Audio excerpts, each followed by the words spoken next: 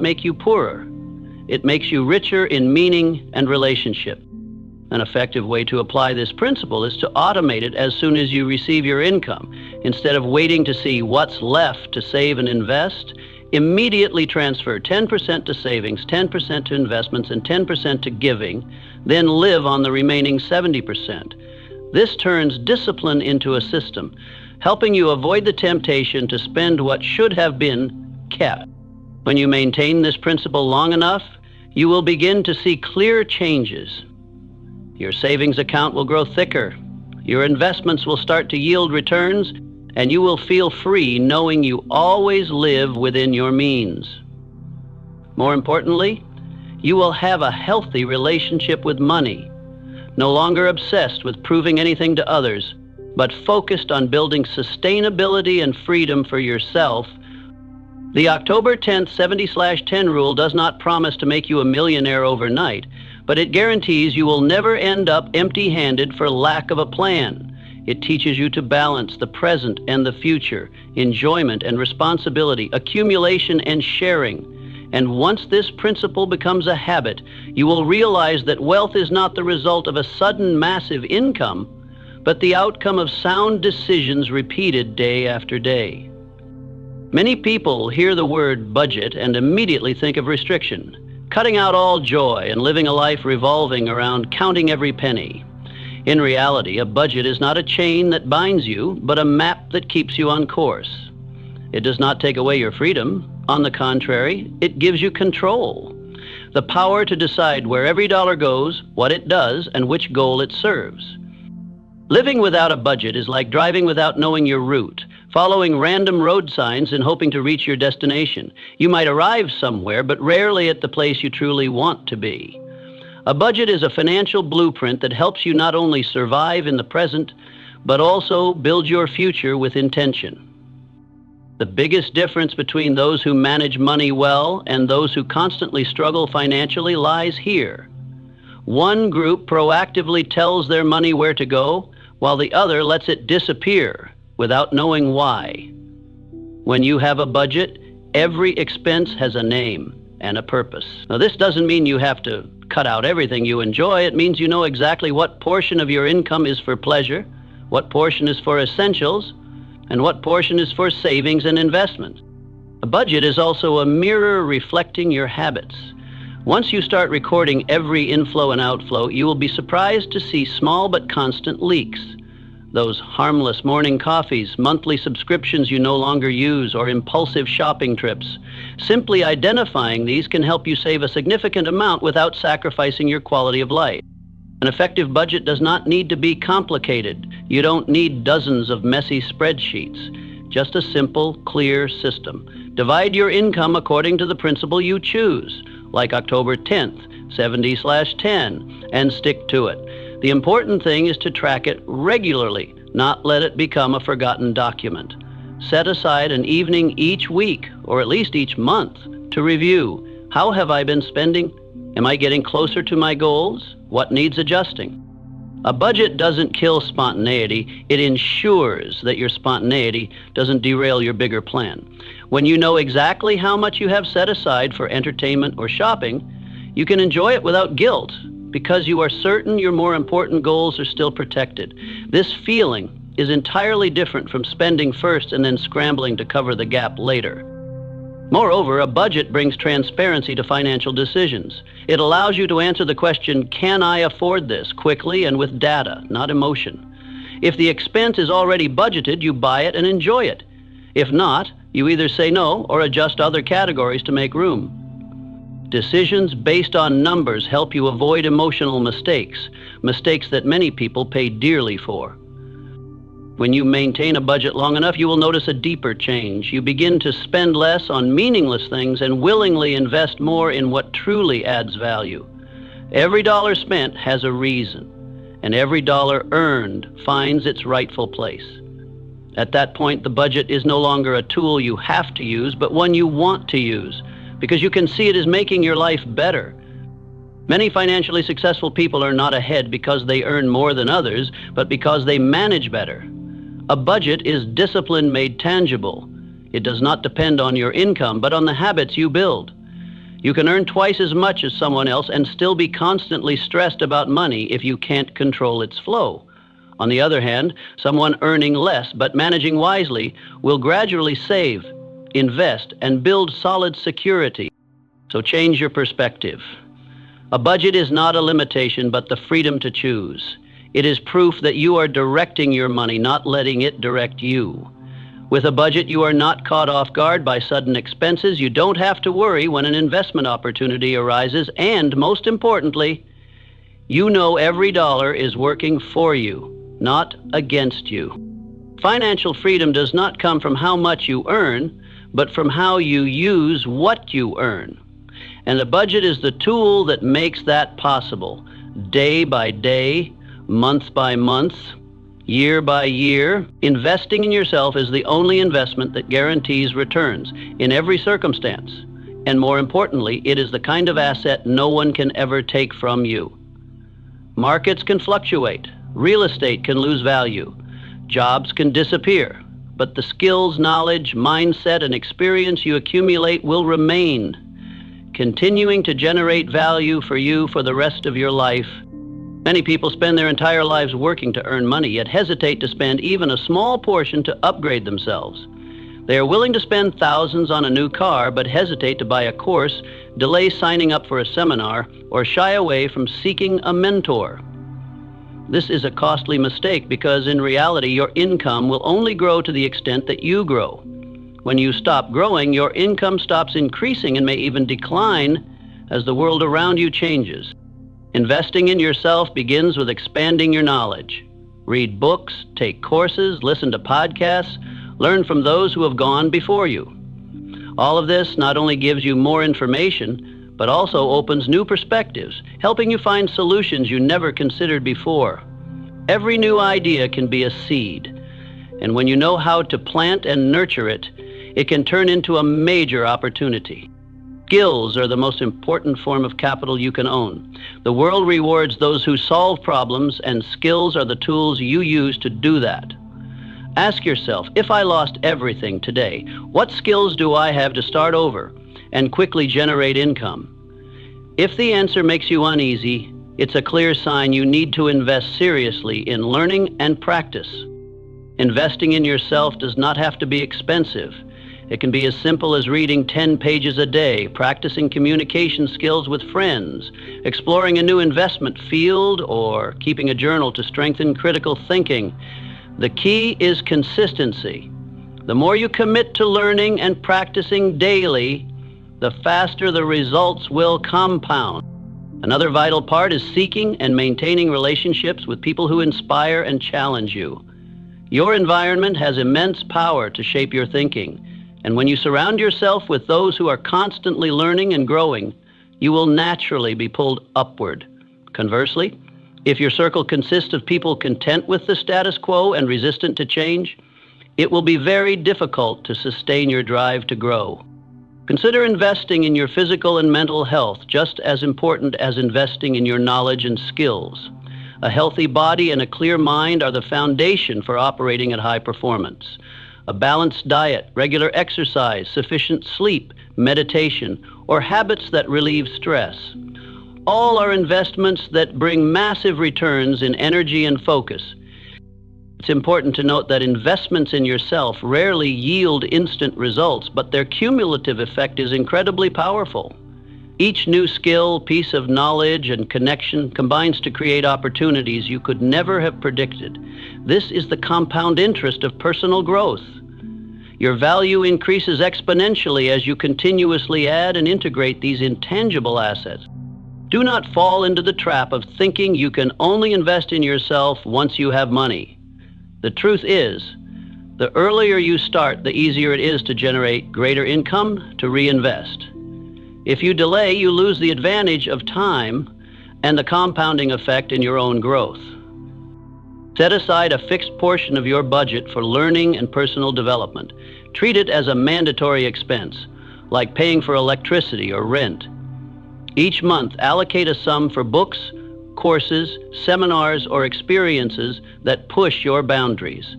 This money is not a cost, it is capital that raises your value. which in turn increases your earning potential and expands your opportunities. Finally, remember that investing in yourself never ends. The world is always changing, and if you are not moving forward, you are falling behind. Be a lifelong learner. Always curious, always willing to try new things. When you do this, you will not only grow your income, but also create a life rich in experiences, meaning, and freedom. Your true value in the marketplace and in life will always reflect how much you invest in yourself. If you want to raise that value, start today. Don't wait for the perfect time, because that time is now. Fear is an invisible yet powerful barrier that keeps many people exactly where they are, even when they know they need to change. It not only robs them of opportunities to make money, but also strips away the ability to grow and expand their limits.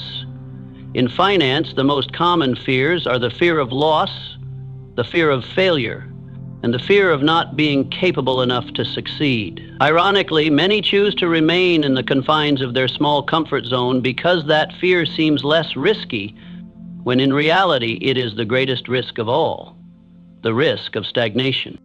The truth is, no one completely escapes fear. Even the most successful people have faced self-doubt and anxiety about failure. The difference is that they do not let fear take the wheel. They use it as a signal that they are about to step into new territory, the place where the greatest opportunities for growth exist. The most effective way to overcome fear is not to wait for it to disappear, but to act even while still feeling it. Action, no matter how small, weakens fear's hold. Every step you take sends a signal to your brain that you are in control, and from there, confidence begins to grow. You don't need to leap into massive risks immediately. Just taking a step 10% outside your comfort zone is enough to break the cycle of anxiety. Start with small investments, not only of money, but also of time and energy.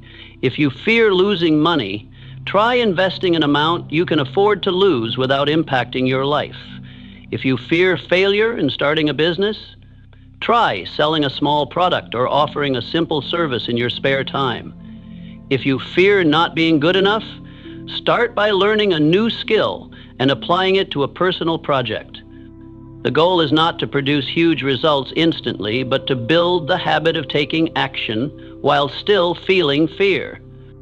Risk here is not recklessness. Calculated risk means you research, prepare, anticipate the worst-case scenario, and define your acceptable threshold. You do not let fear paralyze you, but you also do not let blind confidence push you into dangerous situations. Balancing action with careful calculation is the key to sustainable growth. Many people are surprised to find that most of what they fear is not as dangerous as they imagine. Fear tends to exaggerate the worst possible outcome while ignoring your ability to recover. When you start taking action, you realize you can handle situations far better than you thought. And each time this happens, your comfort zone expands just a little more. There's an interesting reality. People are willing to take big risks for things that bring short-term pleasure, yet avoid small risks for things that could change their lives. They'll spend tens of millions on a luxury vacation, but hesitate to spend a fraction of that on an investment course. They'll try a new restaurant, but won't try a small business idea. This is because fear often disguises itself as logic. Reasons that sound sensible, but are actually excuses to avoid change. To break this, train yourself to ask the reverse questions. What's the worst that could happen? Can I handle it? And what's the best that could happen? Is it worth trying? When you compare the two scenarios, you often realize the cost of inaction is far greater than the cost of a controlled failure. Build the habit of taking quick action on small decisions. Don't let yourself get stuck in overanalysis, because the longer you think, the more space fear has to grow. The 5-second rule, 10-second rule, or any method that moves you from thought to action is worth using. The important thing is to keep your action mechanism in a ready state. Once you become accustomed to overcoming fear through small actions, you'll notice a deep shift. Your confidence no longer comes from everything always working out, but from knowing you can get back up after every setback. This is the most sustainable form of confidence because it doesn't depend on circumstances.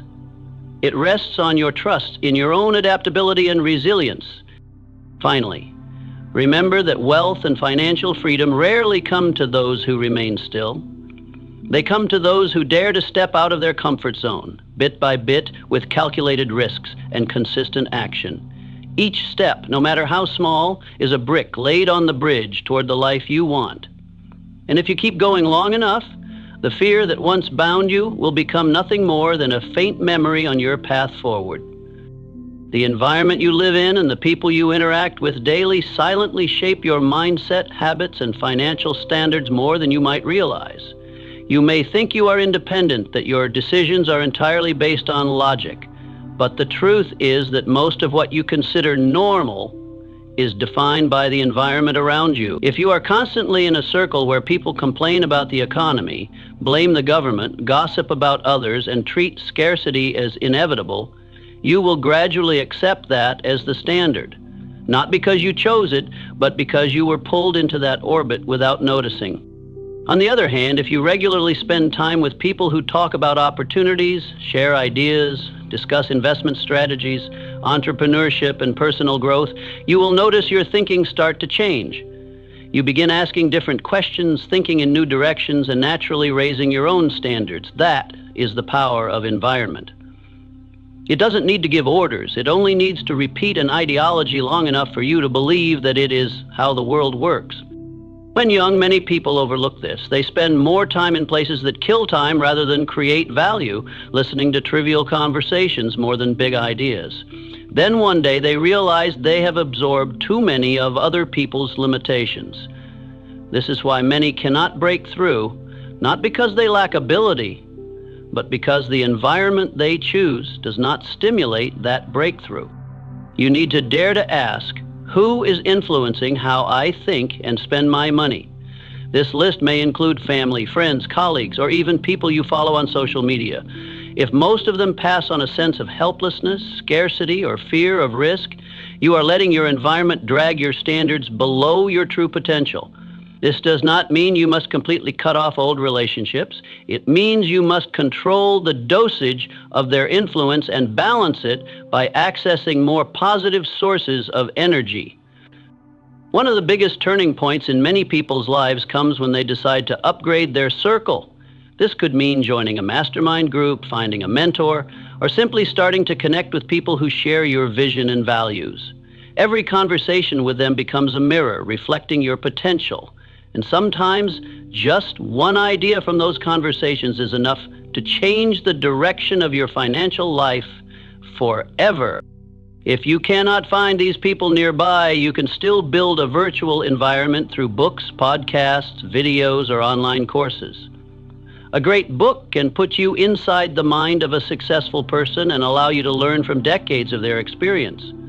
A high-quality podcast can take you to the discussion table with investors, entrepreneurs, and leaders you would normally never have access to. It's important to note that environment influences not only how you earn money, but also how you spend it. In a group that constantly flaunts and chases appearances, you'll easily fall into the spending spiral just to fit in. In a group that values saving and investing, you'll see spending a few $100s on books and courses as normal, but blowing a month's salary on a luxury item as absurd. These standards seep into you naturally without force. Therefore, if you want to elevate your financial standards, start by elevating your environment. Seek out places, groups, and individuals that make you feel the need to push harder, think bigger, and do better. Proactively create quality conversations where you and others share goals, analyze solutions, and encourage each other to move forward. Remember, you will almost always rise or fall to the average level of the group you are most closely connected to. If that average is below your true potential, you are pulling yourself down. But if that average is high, you will have to work to keep up, and it is that very process that will pull you upward The right environment not only elevates you financially, but also expands your vision, strengthens your discipline, and reinforces your belief that success is possible. Once that belief is built, what you once thought were limits will only be the starting point. Relying on a single source of income is like breathing with one lung. Just one small disruption can leave you gasping for financial air. Whether it's a stable job, a long-term contract, or loyal clients, putting your entire livelihood into one revenue stream always carries risk. The world changes faster than you think, and when that stream dries up, you lose not only your income, but also the sense of security you've grown accustomed to. The wealthy understand that financial strength comes from the ability to diversify income streams. They don't just earn from one channel. They create multiple sources, each capable of operating independently, yet together forming a strong network. This not only protects them from risk, but also expands their growth opportunities. When one stream slows down, another can compensate. When a new opportunity appears, they already have the foundation ready to seize it. Multiplying income doesn't mean jumping into dozens of projects at once. That only leads to exhaustion and scattered resources. Instead, start by optimizing your main source of income, the area where you have the advantage of skills, experience, and relationships. Then branch out into related sidelines. If you work in finance, you might start offering private consultations or small training sessions. If you're skilled in design, you could sell design templates online or create digital products. The idea is to leverage the assets you already have to create new income streams with the lowest initial time and capital cost. A useful principle is to have at least one active income stream and one passive income stream. Active income comes from the work or services you perform directly. Passive income comes from assets or systems that generate money even when you're not actively involved, such as investments, royalties, digital products, or property rentals. This combination sustains short-term cash flow while building long-term revenue.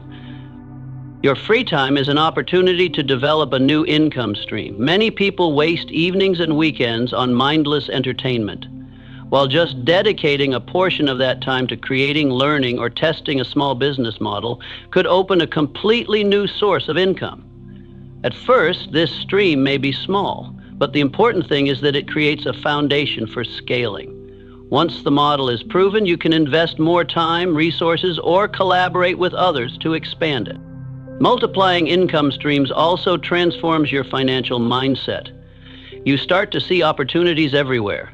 Every skill, relationship, and asset holds the potential to create value.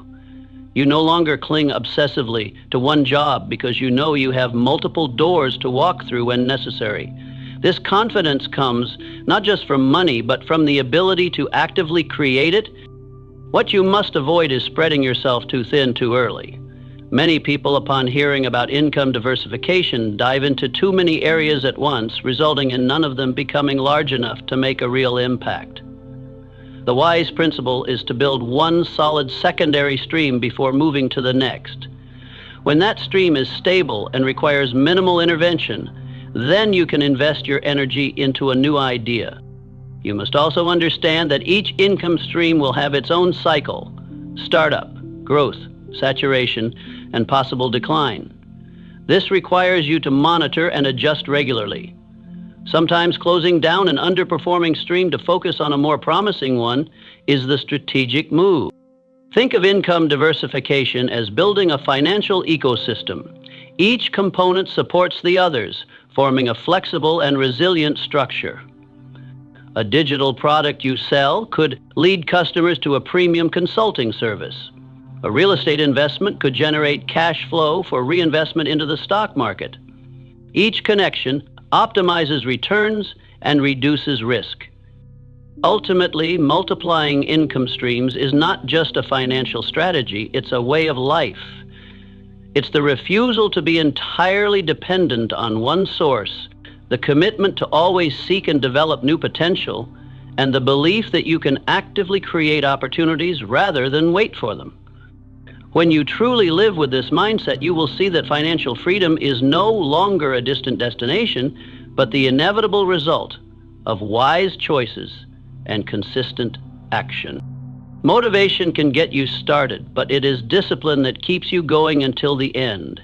In money management, motivation often comes after hearing an inspiring story, reading a great book, or experiencing a financial setback.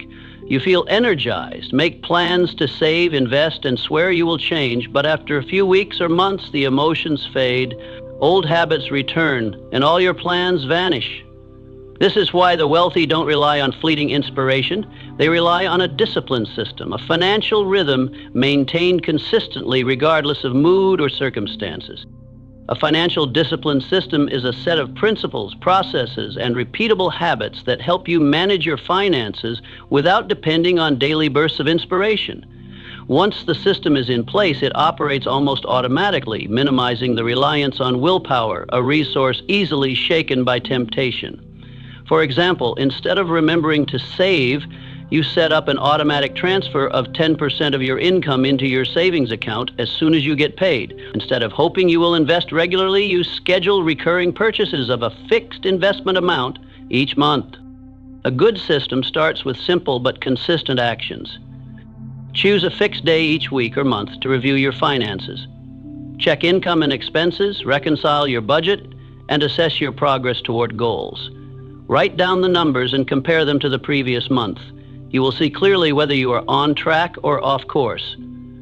This is like driving with a dashboard. You know your speed, your fuel level, and when adjustments are needed. The rhythm factor in financial discipline is its greatest strength, just like exercising. You don't need to work out until exhaustion once and then skip the rest of the month. You need to work out regularly, within your capacity, but without quitting. Money discipline is the same. Saving 500,000 VND each week is far more effective than saving 5 million once and then stopping entirely. Regular repetition creates the power of compounding, not just financially, but in mindset as well. The wealthy also understand that a discipline system must be visible. They use whiteboards, finance apps, or notebooks to clearly record goals, progress, and key milestones. When your goals are right in front of you, every spending decision is framed within a bigger context. Buying something is no longer an isolated act. It becomes a trade-off against a specific goal you have set. The key is to separate discipline from emotions. If you depend on mood, it's easy to make excuses to break the rules. This month is too busy. I'll save double next month. Or investing now is risky. I'll wait for a better time. A discipline system doesn't care if you're happy or sad, busy or free. It still runs. Just like paying your utility bills, you can't postpone it simply because you're not in the mood. One way to reinforce discipline is to create friction when breaking rules and reduce friction when following them. For example, if you tend to spend impulsively, separate your spending account from your savings account by keeping them in different banks, making withdrawals less convenient. On the other hand, automate your savings and investments so they are so easy to execute, you don't even have to think about them. A financial discipline system also includes setting long-term checkpoints, quarterly reviews of your investment strategy, annual reviews of your financial goals with adjustments as needed. These checkpoints ensure you're not just repeating actions, but optimizing them over time. The power of rhythm lies in turning good financial behavior into unconscious habits. When you're used to setting aside 10% of your income for savings, it will feel strange not to do it. When you're accustomed to investing regularly, you'll feel something is missing if you skip a month. That's when discipline has become part of your identity. You no longer have to force yourself to act because it's simply who you are. Finally, remember that a financial discipline system is not meant to restrict you, but to free you from worry, from emotional financial decisions. When you know everything is under control, you can focus your energy on earning more income, enjoying life, and pursuing bigger projects. This is the true meaning of rhythm beats motivation, transforming financial management from a short-term effort into a sustainable foundation for life. Real change truly begins when you stop looking for reasons why you can't and start looking for ways you can. Blame is like a comfortable armchair. You sink into it, feel at ease, but it keeps you in one place, going nowhere. Ownership is different. It forces you to stand up, face the truth, and recognize that every result you have today is the product of the choices you made yesterday. Those who live in the habit of blaming always feel passive toward life. They cite their parents, their environment, society, luck as unchangeable reasons.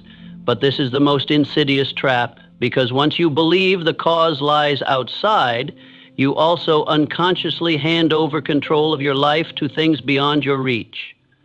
And when that power is given away, you lose all motivation to change. Ownership begins with one simple question. If I were the only person responsible for everything happening right now, what would I do immediately to improve it? This question cuts through every excuse and justification. It forces you to look at action, not circumstances. And once you accept the answer, you'll realize something interesting. You don't have to wait for the world to change. Once you change, the world around you will shift accordingly. Blaming others may give you temporary relief, but it's a borrowed comfort, like soothing hunger with a glass of water. It doesn't nourish you, and it doesn't take you where you want to go. In contrast, ownership is like planting rice, milling it, and cooking your own meal. It's harder work, but it's the only way to ensure you'll never depend on anyone else to be fed. Ownership does not mean everything bad is your fault. It means you take responsibility for acting to change it. Even when an event is entirely out of your control, you still have the power to choose your response. The blamer will ask, "Why did this happen to me?" The owner will ask, "What can I learn from this, and how will I move forward?" When you live with an ownership mindset, complaints become a waste of energy. You no longer spend time criticizing or comparing, because you understand that time could be spent building what you want. Your focus shifts from others to yourself, from the past to the present, from what happened to what you will do next. The biggest difference between the wealthy and the poor, between the successful and the unsuccessful, is not the opportunities they start with. It's how willing they are to take responsibility. The wealthy in spirit always believe they are the architects of their own destiny. The poor in spirit always believe they are victims of circumstance. And that belief will determine how they live each day. If you truly want to change, start by removing the phrase "because" from your personal vocabulary. Replace it with "I choose" or "I decide." Each such statement is a brick laid into the foundation of ownership. The more bricks you lay, the stronger the foundation becomes, and once that foundation is solid, no storm can blow you back into the land of excuses. Life will never be perfectly fair, but those who take ownership don't wait for fairness to act. They act to create results, and those results create fairness for them. When you stop clinging to finding fault, you start taking the wheel and steering your own course, no matter the weather. Then the day you stop blaming is the day you open the first door to freedom. Freedom is not living a life without challenges. It's knowing you have the right and the ability to navigate through any challenge. That's when you truly live, instead of merely existing in someone else's story. And that's the turning point where every other door begins to open. Money does not change your true nature. It only amplifies what already exists within you. If you are disciplined, grateful, and rich in values, money will multiply the power of those qualities. But if you are filled with fear, selfishness, and lack of self-control, money will bring those darker sides to the surface and magnify them. The core issue is not the amount of money you have, but the belief system you use to earn it, keep it, and use it. A healthy belief about money starts with seeing it as a tool to serve your life goals and values rather than as a measure of your worth as a person. Money is neither a master you must depend on, nor something to prove your status or compete with others. When you see money as a means, you know how to control it. But when you see it as the ultimate destination, it will control every choice and emotion you have. Some people never become wealthy not because they lack opportunity or ability, but because they are bound by distorted beliefs. They believe money is the root of all evil and unconsciously push financial opportunities away. They believe wealth is just luck, so they leave it to fate. They believe to make money you must sacrifice health and time, so they desire it and resent it at the same time. These beliefs silently become barriers, neutralizing every strategy, skill, and opportunity they encounter. A healthy belief about money is built on truth. Money comes from the value you create, not from taking or exploiting.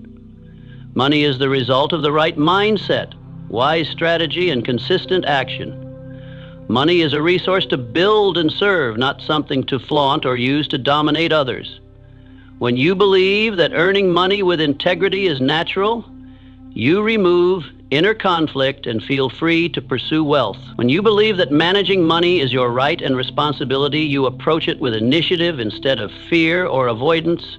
When you believe that money can do good, you use it to expand your positive influence rather than become a victim of it. Look at the difference between two equally wealthy people, one anxious, one at peace. The anxious, wealthy person believes money can leave them at any moment, so they live in fear, clinging and closing off. The peaceful, wealthy person believes money comes from their own value, something entirely under their control. So they don't panic at market changes, but focus on maintaining and growing that value. Money amplifies emotions, behaviors, and decisions. If you have a scarcity mindset, you will use money to fill emptiness, buy things you don't need, and try to prove yourself to people who don't care. But if you have an abundance mindset, you will use money to invest, create, and enhance the quality of life for yourself and others. A healthy belief about money does not appear overnight. It is formed through observation, learning, and especially through direct experience in managing finances. Every time you make a good financial decision, you are reinforcing positive belief. Every time you refuse a meaningless expense, you are affirming that you control money, not the other way around. Money does not promise happiness, but it provides choices, and choice is the foundation of freedom. When you hold a healthy belief, you will know how to make money a tool that amplifies what is right. From protecting your family, investing in your future, to spreading value and making a positive impact on the community. At that point, money is no longer a burden or pressure, but a natural part of your personal growth journey and the expansion of your influence. True wealth does not begin in your wallet, it begins in your beliefs. And when that belief is strong, every financial opportunity you touch will become an amplifier of your true value. Giving with intention, the secret to abundance. There is a financial paradox that few people recognize. Giving does not make you poorer, if that giving is guided by intention and wisdom. Many people fear giving because they believe money is finite, that if they lose some, there will be less left for themselves. But in reality, giving in the right way is not about losing. It is about initiating a cycle of value in which you are both the sower and the beneficiary. Giving with intention means you do not spend impulsively to satisfy a momentary emotion or to gain recognition, but you carefully consider this amount of money, this time, this energy, when given to whom and for what purpose, will create what kind of effect in the short and long term. The right help to the right person at the right time can become a seed that yields multiple returns, not only in material wealth, but also in return relationships, opportunities, and credibility. Those who are truly abundant do not give on a whim. They give strategically. They understand that every act of support, when grounded in clarity of values, will create a flow of benefits that return to them in unexpected ways. A wise investor might fund a community project because it strengthens a healthy business environment, one in which he himself thrives. An entrepreneur might mentor promising employees, knowing that strong human capital is the most valuable asset for the company's future. Giving with intention also requires the ability to say no to draining requests that produce no value. Many people get trapped in the cycle of helping to be liked and end up depleted both financially and emotionally. In contrast, when you give only to places with the potential to grow, you are using your money and resources as investment tools, no different from building an asset that generates returns. This does not mean you turn giving into a cold calculation. On the contrary, it makes your generosity more sustainable because it is nourished by a solid financial foundation. Those without intention often give until they are depleted, and when someone truly needs their help, they no longer have the capacity. Those with intention are different. They establish a dedicated giving fund and maintain it as an investment in the world.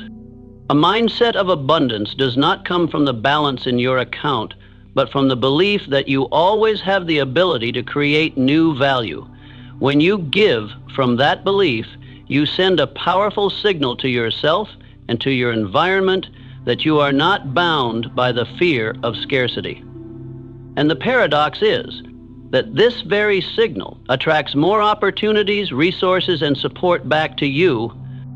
Observe truly successful and sustainable people, and you will see a common trait.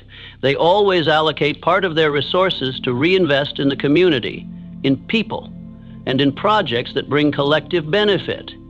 Not because they have extra money to give, but because they understand the cycle of prosperity. Create value. Giving with intention also trains you in an important skill, the ability to assess which opportunities are truly worth investing in. When you are accustomed to evaluating the impact of each contribution, you are also sharpening your strategic thinking, ensuring that every financial decision, whether earning, keeping, or spending, is more precise. Money is like water. It flows where the slope directs it. Giving with intention is the act of creating smart channels, directing your money into places where it can multiply and return instead of letting it leak into meaningless cracks. And when you do this over time, you will find yourself not only maintaining abundance, but expanding it far beyond your original imagination. The truth is, abundance does not come from holding on tightly, but from the ability to keep value flowing in the right direction. And giving with intention is the key that allows you to be both the creator and the one who enjoys the rich harvest you have sown. Sustainable wealth is not a dazzling destination where you stop once you arrive, but a continuous journey where each step is placed on the solid foundation of mindset, discipline, and long-term strategy. Many people believe that wealth is measured by the figures in a bank account, but in reality, it is measured by your ability to control, protect, and make your assets grow over time without losing balance in life. Every journey begins with a clear vision. Sustainable wealth does not come from chasing fleeting opportunities, but from patiently pursuing a carefully crafted plan. You need to know what you are building, for whom, and what you want to leave behind. Without a personal definition of wealth, you will easily be swept into the endless race of comparison, draining both money and energy just to keep up with someone else's standards. Sustainable Wealth Roadmap always rests on 3 pillars: creating, protecting, and growing. Creating is the ability to consistently generate value and turn it into income. Protecting is how you manage expenses, allocate budgets, preserve capital, and minimize risks. Growing is turning your existing capital into a new profit-generating foundation, ensuring money never lies idle and loses value over time. Neglecting any pillar means building your financial house on an unstable foundation, unless you specifically Diversifying income streams is a mandatory requirement. Relying on a single source is like standing on one pole. When it breaks, your entire life collapses. Create multiple financial streams: active income from work or business, semi-active income from projects that can partially operate without your constant supervision, and passive income from smart investments. Each stream is a layer of protection, and the more layers you have, the safer you are. However, sustainability lies not only in cash flow, but also in the person you become while managing it. Financial discipline is what turns wealth into lasting wealth. Discipline in spending helps you distinguish needs from wants. Discipline in investing keeps you from being swayed by market emotions. Discipline in saving ensures you always have a survival fund for any situation. A person without discipline, no matter how much they earn, will soon lose it all. A person with discipline, even starting small, will accumulate and grow. Another element of this roadmap is knowing how to reinvest in yourself. The skills, knowledge, relationships, and experiences you accumulate are assets that cannot be stolen or devalued. As you develop yourself, your ability to create new value increases, thereby strengthening all three pillars of wealth.